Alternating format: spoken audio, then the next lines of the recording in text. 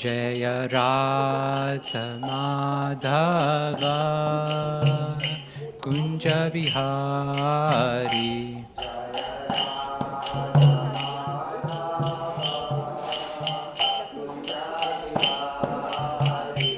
Jaya Radha Madhava Jaya Kunja Vihari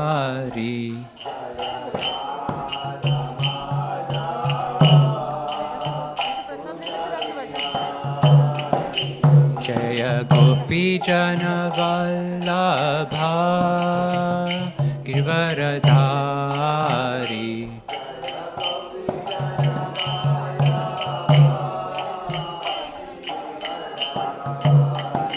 Jaya Gopi Jana Vallabha Girvaradhari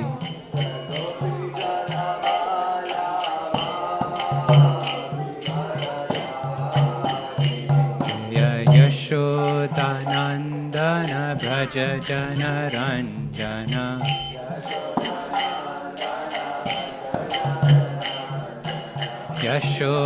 Yashodanandana Braja Janaranjana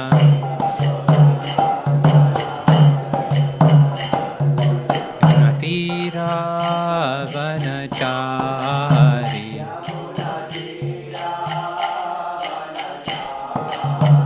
Yamuna Tiravanachari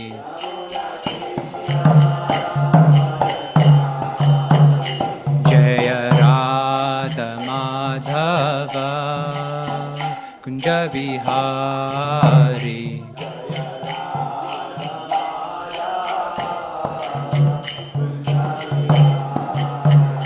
Jaya Radha Madhava Kunja Vihari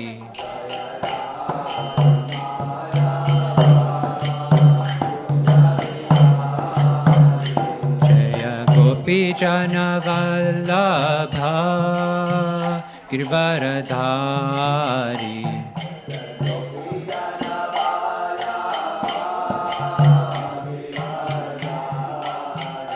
Jaya Gopi Jana Vallabha Girvaradhari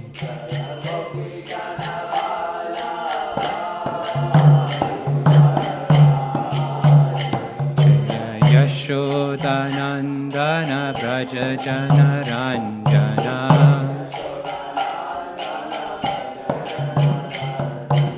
Yashodanandana Braja Janaranjana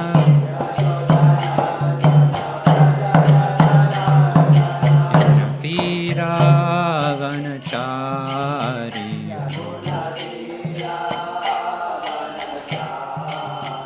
Yamuna Tiravanachari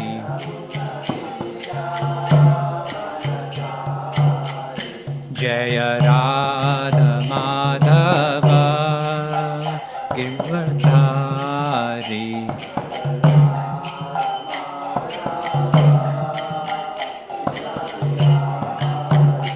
Hare Krishna Krishna Krishna Hare Hare Hare Rama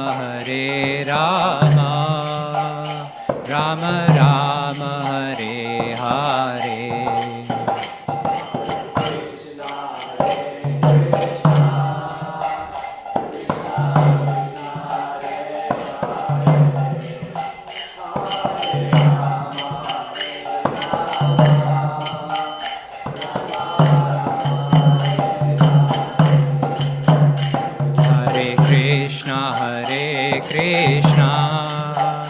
Krishna Krishna Hare Hare Hare Rama Rama Rama Hare Hare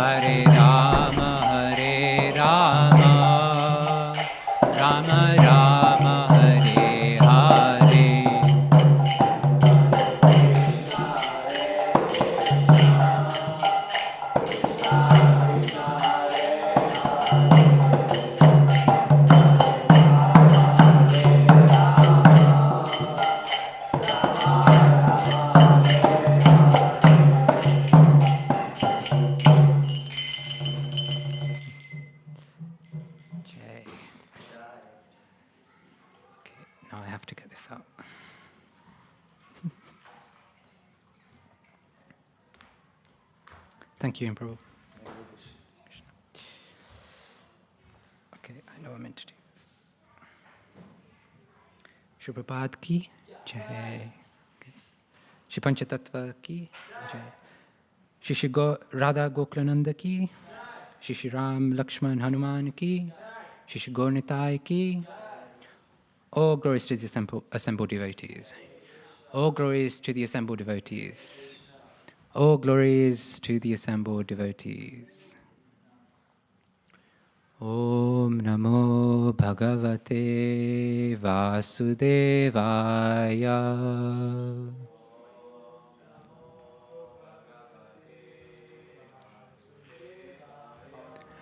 Om Namo Bhagavate Vasudevaya.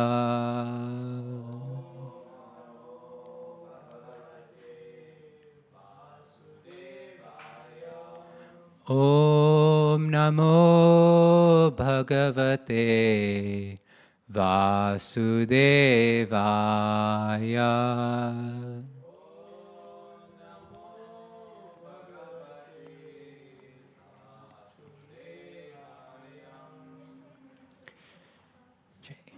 So reading from Bhagavad Gita, chapter 9, titled The Most Confidential Knowledge. And today we're doing 2 verses, 25 and 26, just because of the way things worked out. Okay. So verse 25. Yanti deva vrata devan. Yanti pitri vrata. Pitrin yanti pritivrata.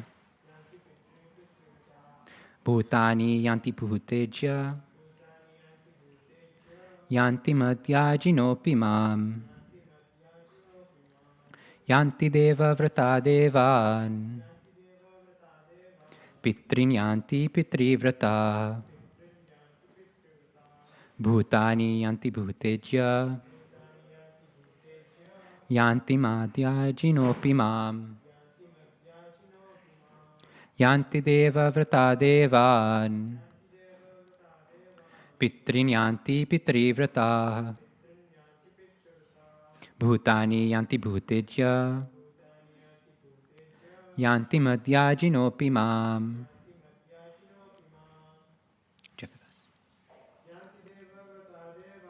Yanti deva vrata devan. Pitrin yanti pitrivrata. Bhutani yanti bhuteja. Yanti madhyajinopi mam. Word for word. Yanti, go. Devavrataha, worshippers of demigods. Devan, to the demigods. Pitrin, to the ancestors. Yanti, go. Pitrivrataha, worshippers of ancestors. Bhutani, to the ghosts and spirits. Yanti, go. Bhuta ijaha, worshippers of ghosts and spirits. Yanti, go. Mat, my.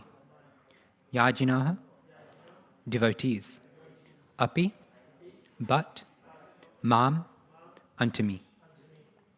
Translation and purport by His Divine Grace A.C. Bhaktivedanta Swami Prabhupada. Shri Prabhupada ki jai.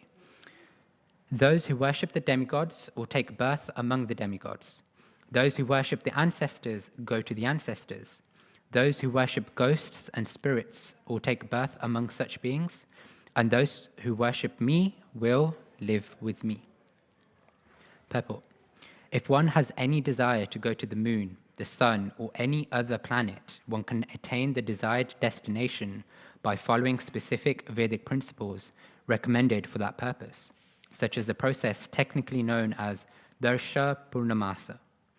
These are vividly described in the Fruit of Activities portion of the Vedas, which recommends a specific worship of demigods situated on different heavenly planets. Similarly, one can attain the Pita planets by performing a specific yajna. Similarly, one can go to many ghostly planets and become a yaksha, raksha, or pishacha.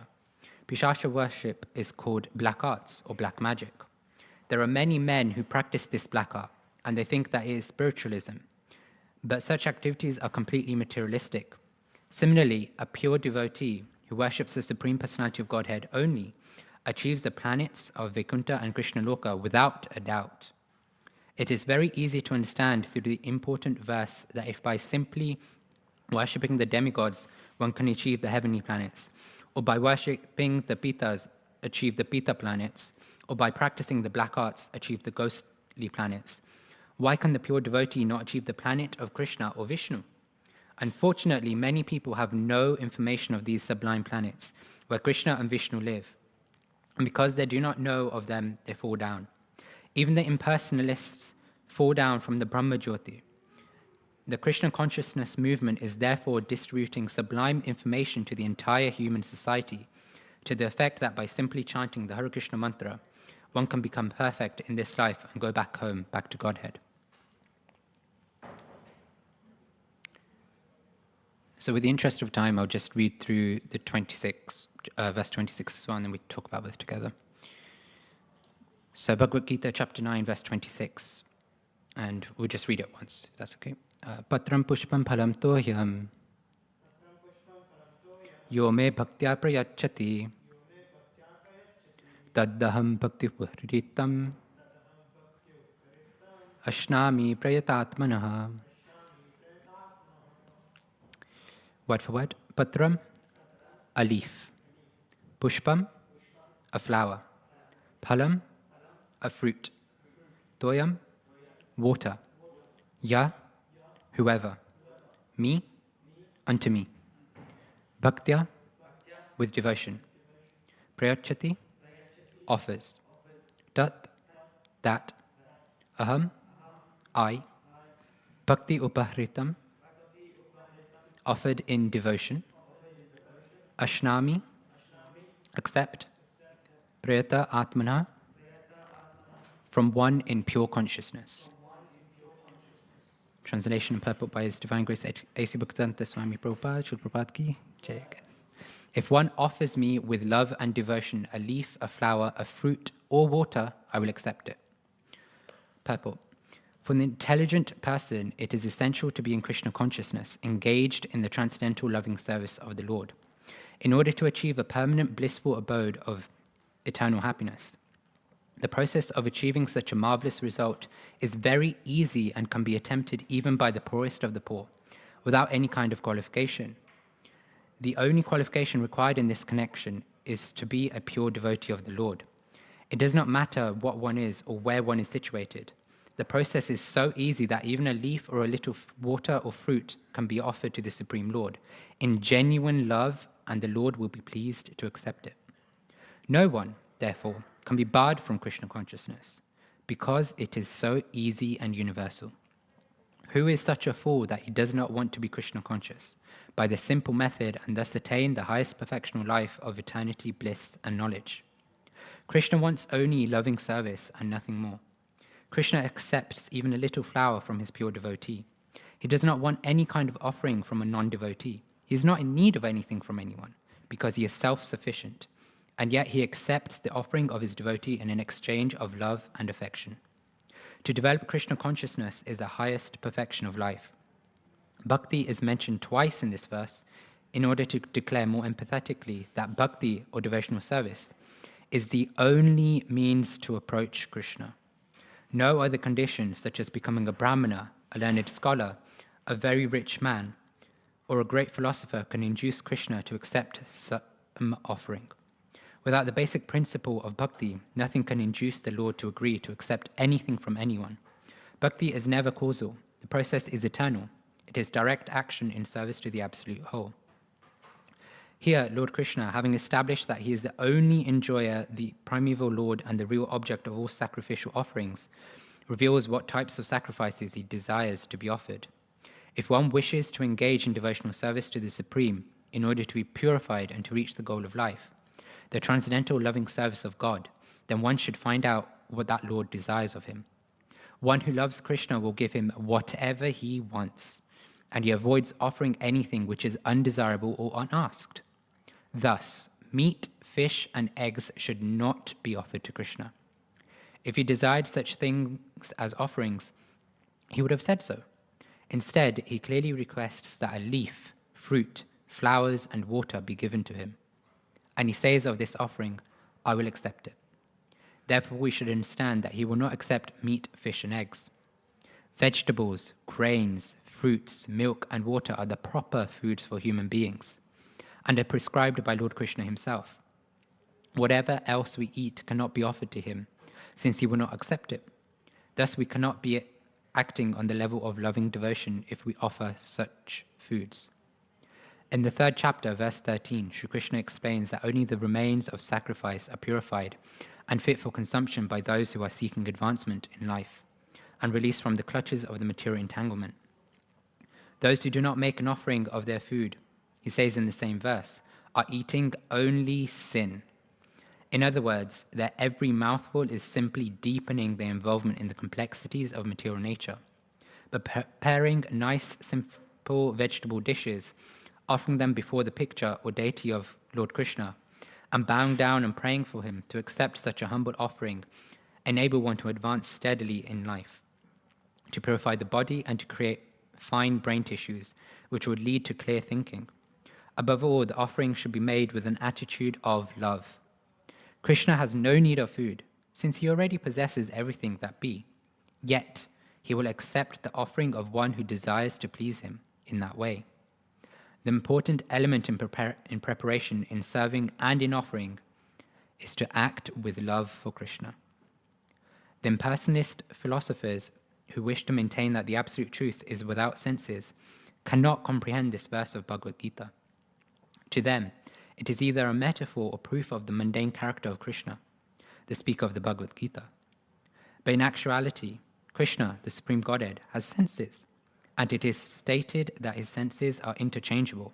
In other words, one sense can perform the function of any other. This is what it means to say that Krishna is absolute. Lacking senses, he could hardly be considered full in all opulences. In the 7th chapter, Krishna has explained that he impregnates the living entities into material nature. This is done by his looking upon material nature. And so in this instance, Krishna's hearing the devotees' words of love in offering foodstuffs is wholly identical with his eating and actually tasting. This point should be emphasized because of his absolute position. His hearing is wholly identical with his eating and tasting.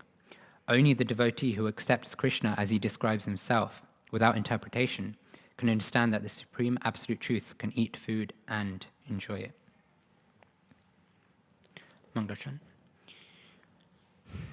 Om Jnana Timirandasya Jnananjana Shalakaya Chakshurun Militam Yena Tasmai Shri Gurave Namaha Shri Chaitanya Manobhishtam Stapitam Yena Bhutale Swayam Rupa Kadamayam Dadati Swapadantikam Vandeham Shri Guru Shri Yuta Padakamalam Shri Gurun Vaishnavamascha Shri Rupam Sagrajatam Sagana Raghunathanvitam Tam Sajivam Sadhavetam Savadutam Parijana Sahitam Krishna Chaitanya Devam Shri Radha Krishna Padan Sagana Lalita Shri Vishakhan Vitamascha He Krishna Karuna Sindhu Dinu Bandho Jagatpate Gopesha Gopika Kanta Radha Kanta Namostute Tapta Kanchana Gaurangi Radhe Vrindavaneshwari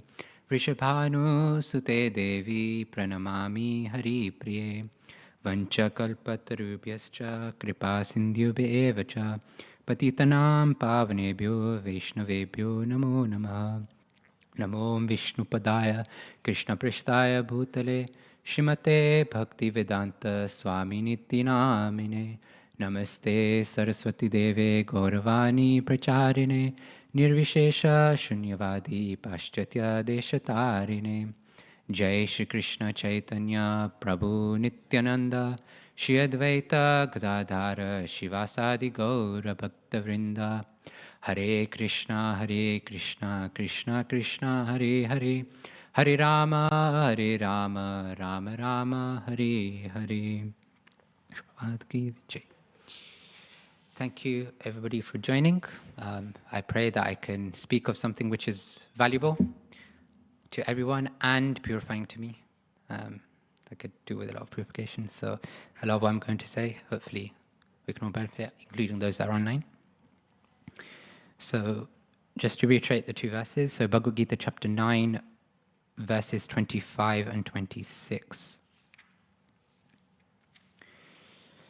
So just read the translation for 25 again. So those who worship the demigods will take birth among the demigods. Those who worship the ancestors go to the ancestors.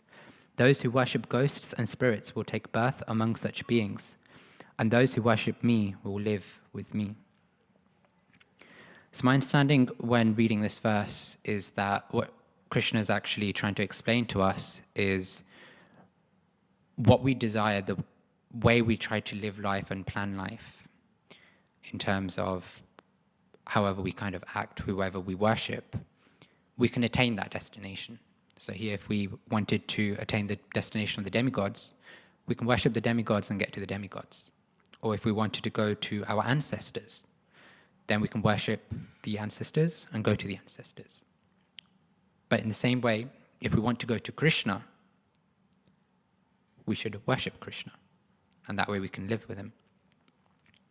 So then an interesting question that kind of begs my mind is, well, why do I want to go to Krishna?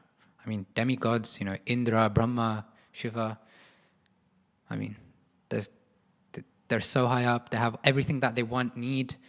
We look up to them thinking, oh, like, if only I had their power, their position, then I can do anything and everything, I can be, quote unquote, God and not have to worry about anything. But then I was reading Srimad Bhagavatam, Canto 7, and this canto, as Karan Prabhu is aware, actually is on Hiranyakashipu, the chapters I'm reading. So I'm just going to read, actually I'll give the context first. So the context is that Hiranyakashipu is a great demon. His brother was recently killed, and he's performed great austerities to the extent that ants and insects and all these sorts of creatures were eating away at his body, right? He was performing austerities for, can't remember how many years, but it's been thousands, millions of years or something like that, to the extent that all he had left were like bones and tissues.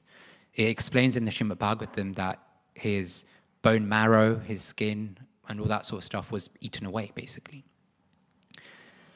And he was performing all this austerity to attain powers. So Brahma, because of all the demigods, the whole universe was trembling in his austerity. So Brahma had came down and kind of given him a benediction. In the benediction, Hiranyakashipu basically tried to be immortal. He asked to not be killed in day or night, not be killed by man or animal, not be killed by weapon or hands and so on and so forth. Brahma, he can't benedict immortality because he himself is not immortal. But Brahma, in the end, because he was a devotee at the end of Brahma, he gave the benediction. And then Hiranyakashipu was basically terrorized the entire universe. All the demigods, all the planetary systems, everybody's in terror. So from Srimad Bhagavatam, Canto 7, Chapter 4, verse 12, I'll just read, it's a section of the translation. The demigods, however, being very much oppressed, had to bow down and offer obeisances at the feet of Hiranyakashipu, who chastised the demigods very severely and for no reason. Thus, Hiranyakashipu lived in the palace and severely ruled everyone. Now, I don't know about you, but when I read this translation, that tells me that the demigods aren't always happy. They go through distresses.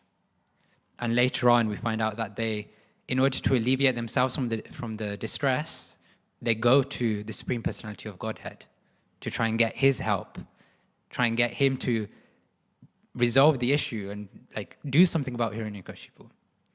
So that's the first thing, right? When we look at this Bhagavad Gita verse, where we can worship whoever we want and go to them, the highest that most people think about is the demigods. Oh, let's go to Indra, let's go to Brahma, etc., because they're all exalted personalities. They are, I'm not denying that. But even they have their problems. So where can we actually attain, or where can we actually be misery-free?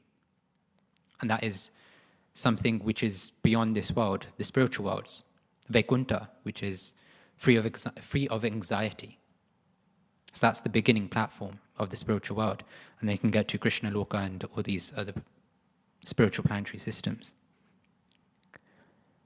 So when we read this verse, it shouldn't just be accepting it that, I can kind of go wherever I want. We should really think about it inside, like, okay, I can go wherever I want. That's great. If I want to go and be the prime minister, I can meditate on the prime minister and like worship him 24/7 and get his position, and then be in the position he's in, whereby he's going to different parties and like he's coming under like different sort of prosecutions or whatever it's called. I'm not really that up to speed with what's happening. We can worship the demigods and go to the demigods, but ultimately, Rakshasas, demons will come who are more powerful than us, and we ultimately have to succumb to them and worship them in a way. Or we can use our intelligence and think, how do I get away from all this anxiety? And Krishna has given it here. He says that, and those who worship me will live with me. In and of itself, we may question like, okay, who's Krishna? Like, why do I care?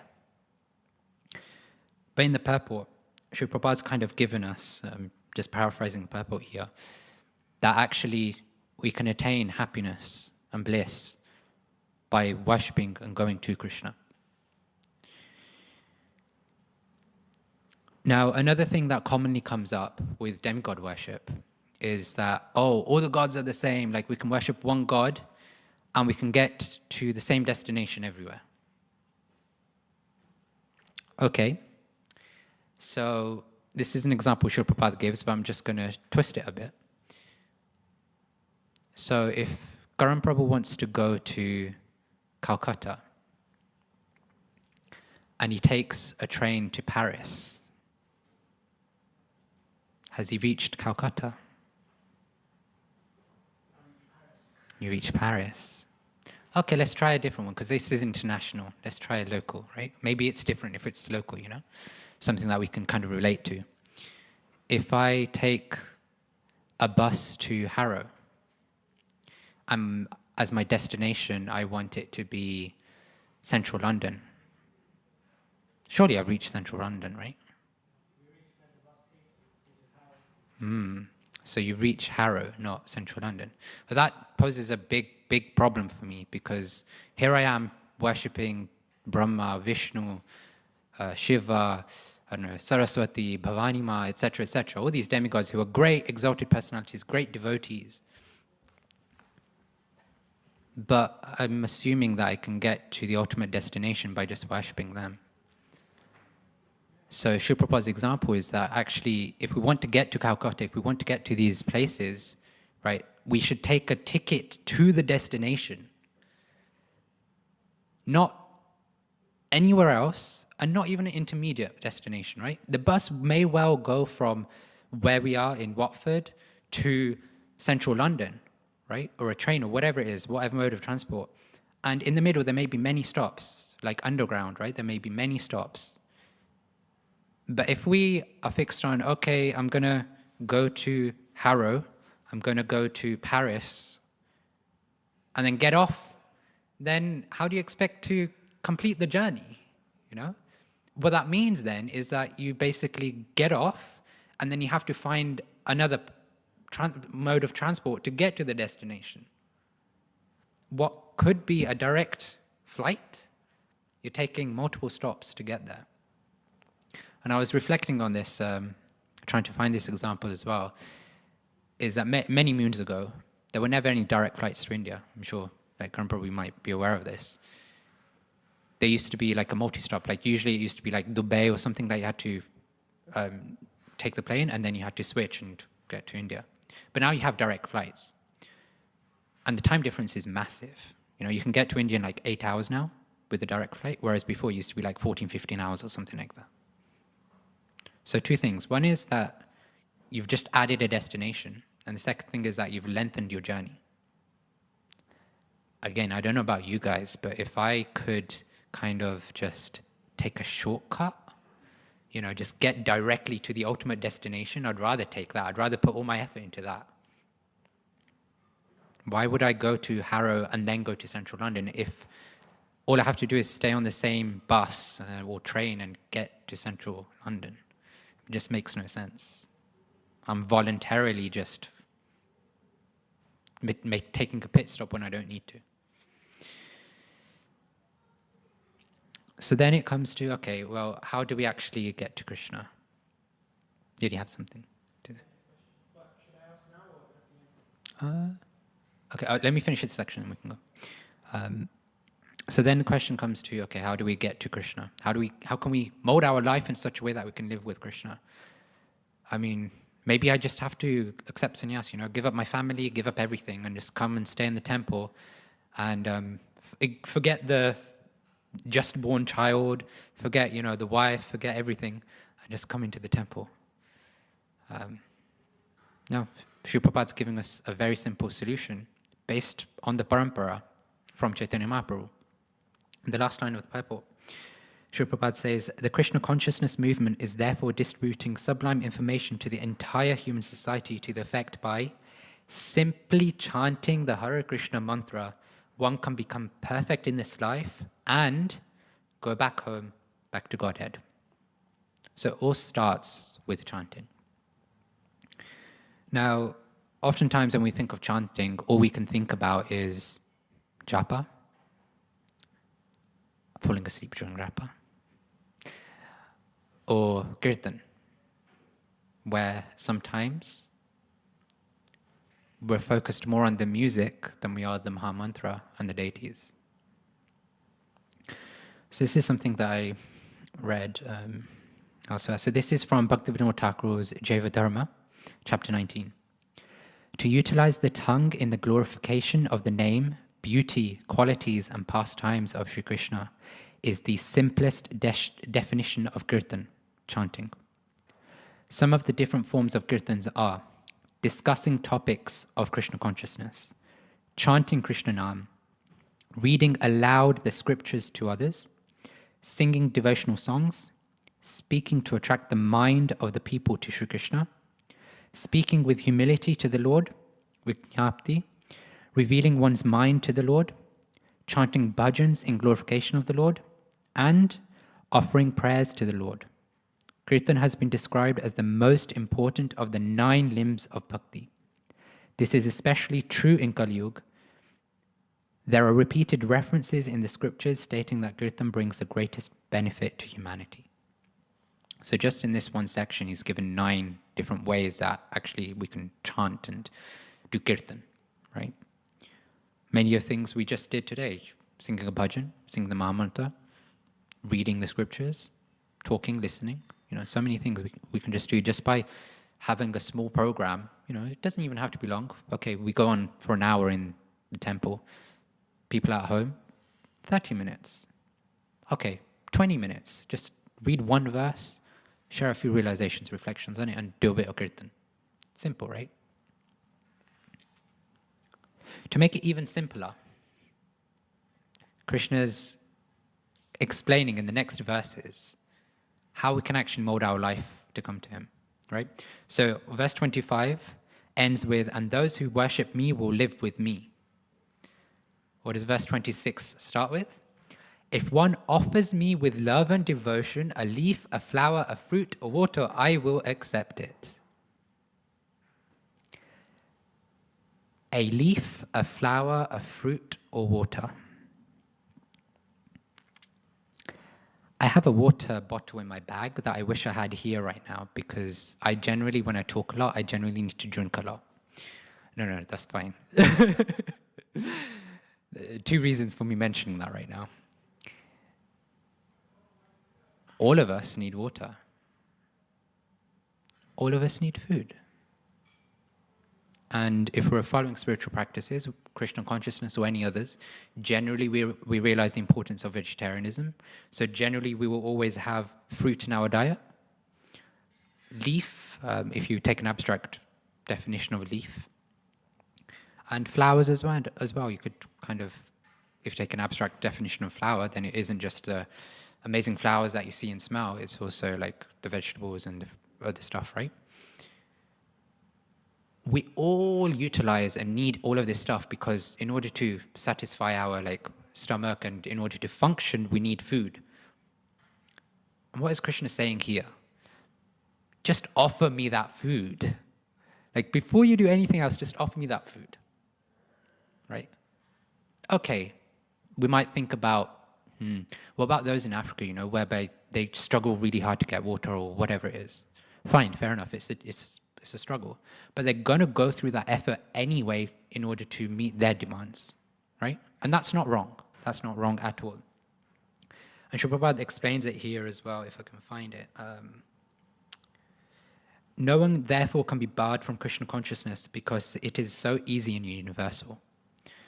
Now, what we're saying here is that, or what Srila Prabhupada is saying here is that actually, even in that situation, you can still worship Krishna.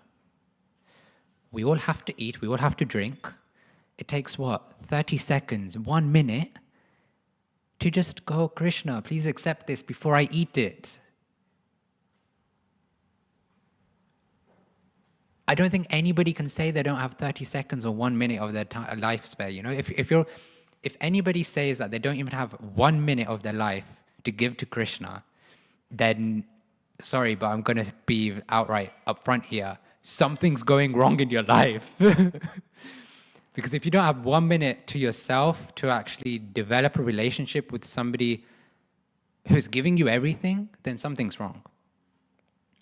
You're probably scrolling on Facebook, on Instagram, on what else is there, Snapchat, or whatever it is that you scroll on, right? Just take 1 minute out, offer it, and then you can eat it, right? So Krishna's not asking us to go out of our way to do something for him. All he's saying is, you already do this anyway, so give it to me before you do it. So something very, very simple that we can all kind of just take on. Now, another thing is that in this verse, bhakti is mentioned twice. So first time is yome bhaktya prayachati, and then second is bhaktupahritam. So there's a big emphasis on bhakti. Now what does bhakti mean? Love, Guru Prabhu? Devotional service. Loving devotional service, right?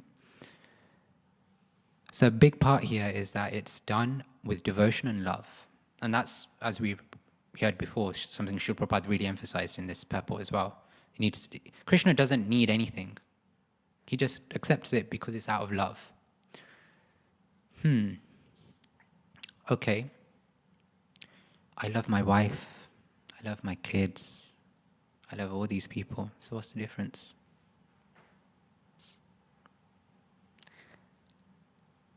I love my wife because she's doing this, this, and this for me. I love my children because they're really sweet, but when they grow into teenagers, they become, I'm not going to use the word, it starts with the B-R and then ends with the T. And then, and then I still love them, but it's conditional. It's like, I'm starting to move away from them a bit. They're so frustrating. Why do you do this? Why do you have to do this? Okay, that's it, divorce. I don't want to deal with you anymore. Conditional love. Is that really love? The definition of love that I've always heard when I've been from childhood is that love is unconditional. And that applies here as well. Krishna is the only being that we can have unconditional love with. And if I want to flip it around, because we might be thinking how is that true? Krishna has unconditional love for us. Whether we're devotees, aspiring devotees, borderline devotees, non-devotees, atheists, whatever it is, Krishna has unconditional love for us. How do we know that? Well, I'm going to go very, very simple. We might endeavor to get something in life, food, water, whatever it is. Sometimes we'll get it, sometimes we don't. Therefore, we understand that it's not in our hands to actually obtain anything in life.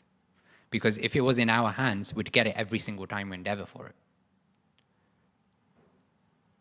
Behind material nature is Krishna. Therefore, Krishna is giving it to us. No matter what species we're in, no matter what sort of mentality we have, we still get things from material nature. So Krishna is always giving to us. He's never expecting anything back. It's actually a selfish interest for the good, the real ego, for us to want to do something in reciprocation. Just like the Srila Prabhupada actually gives this example, whereby you'll have a father and a son, right? The father's buying, chocolates or whatever it is, and gives it to the son.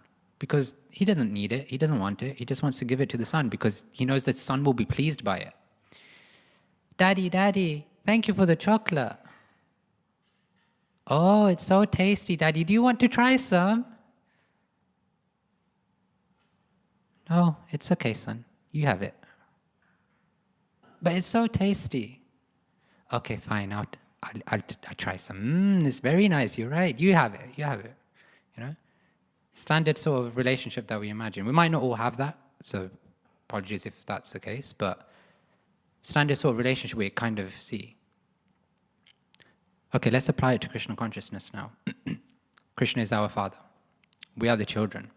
We are taking from the father. But the moment we turn around and go, oh, Krishna, you gave me this? Let me give it to you. With a loving exchange, the child isn't going, oh, Daddy, you brought me this. Here, have some. No, it's like, Daddy, do you want to try some? Do you want some? That's the love, right? The love isn't the fact that we're giving it. The love is in the sentiment on which why we're giving it.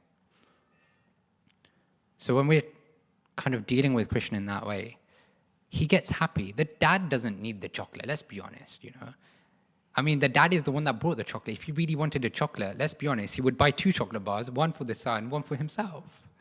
Or he'd half the chocolate and go, look, I can only afford 1 chocolate bar, so you take half, I'll take half. But no, here is the Father giving us everything we want, and we are doing what? We're just sitting on it, speaking for myself, sitting on it, enjoying it, taking it all in, asking for more, begging for more, crying out for more, but never turning to him, to the Father, and going, thank you, would you like some?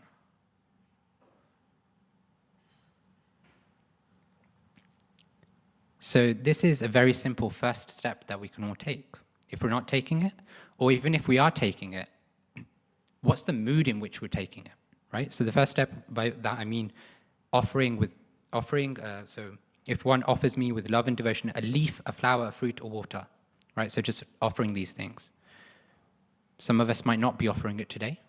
So what's the first step? Well, the first step is that we go and offer it now, right? We go, okay, yes, I've just made breakfast, I've just made lunch, I've just made dinner. Okay, it takes 30 seconds. Get a plate out for Krishna, put it in Krishna's plate, go and give it to Krishna and go, Krishna, please eat.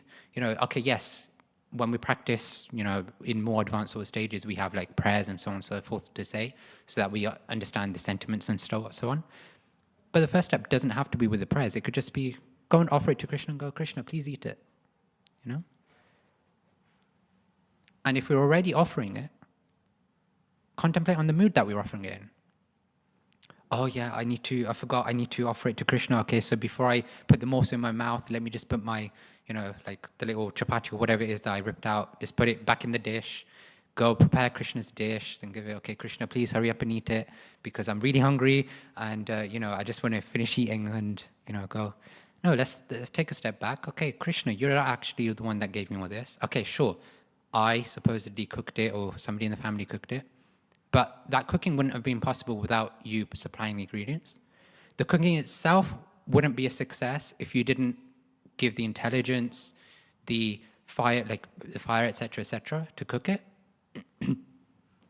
Okay, I mean, it's all yours, but like, all I can give you is try and give you that token, but give it with love. Like, Krishna, you please take some. Like, I want you to have some, Daddy. I really want you to have some, Daddy. You know? Offer it with love. Such a simple thing, and, you know, Srila Prabhupada has to spend, what, two pages giving a purport on it. Because we don't understand simple things. I mean, don't quote me on this, but I'm pretty sure Srila Prabhupada in some lectures has kind of indicated that it's simple for the simple and difficult for the difficult.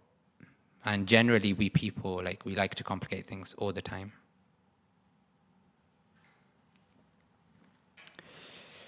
So the other thing, and then I'll end on this point, is that in the Nectar Instructions, right? So this is Sri Rupa Goswami's Upadeshamrita. In verse 4, Sri Rupa Goswami gives us the 6 loving exchanges. Do you remember them, Bhakti Shastri students?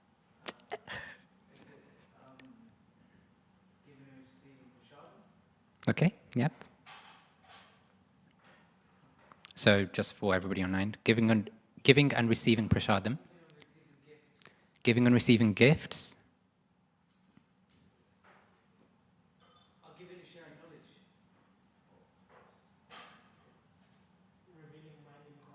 revealing the mind in confidence, and inquiring confidentially, right? Six exchanges. What were the first 2? Yeah, prasadam. So giving and receiving prasadam, right? Okay, with Krishna it's a bit different because we don't give him prasadam, but he's the reason why we get prasadam, right? So generalizing again, it's giving and receiving food. We can develop a loving exchange with Krishna by doing all 6 of these things as well. Generally, it's, you know, considered to be for devotees, right? That these are the 6 loving exchanges between devotees. But the aspect of devotees is that they help us get to Krishna. So why can we not apply the same 6 principles in our exchanges with Krishna to develop a loving relationship with him? Offering and taking food. We offer bhoga, we take back prasadam. If Krishna wanted, he could completely take away the food when we offer it to him, but he doesn't. He leaves it as his remnants, right? Now, then there's a point here, oh, well, the food doesn't change, you know, when we put it in, I don't see him come and take it. Well, Srila Prabhupada's explained in the purport that actually Krishna's senses are interchangeable. So just by him glancing at the food, he can eat the food. And he is so kind that he doesn't even take the material element of the food. He just takes the love that we've put into the food, cooking, preparing the dish, offering, and then gives back through that same spiritual vision the love that he has for us to make it remnants. Right? So both of those are fulfilled in that one little activity of offering food and then taking it back and mixing it. Offering it out of love, receiving prasadam from love.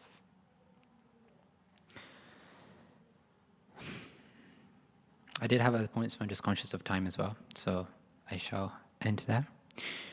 Please accept my apologies for any mistakes I've made.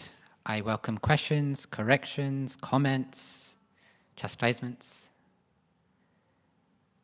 anything. Do you want to get mic? Or, actually, I'll repeat. It's fine. Our interactions with demigod worshippers, how should they be in terms of their devotees within ISKCON? How should our interactions be? So the question is, how should our interactions be with those who are demigod worshippers?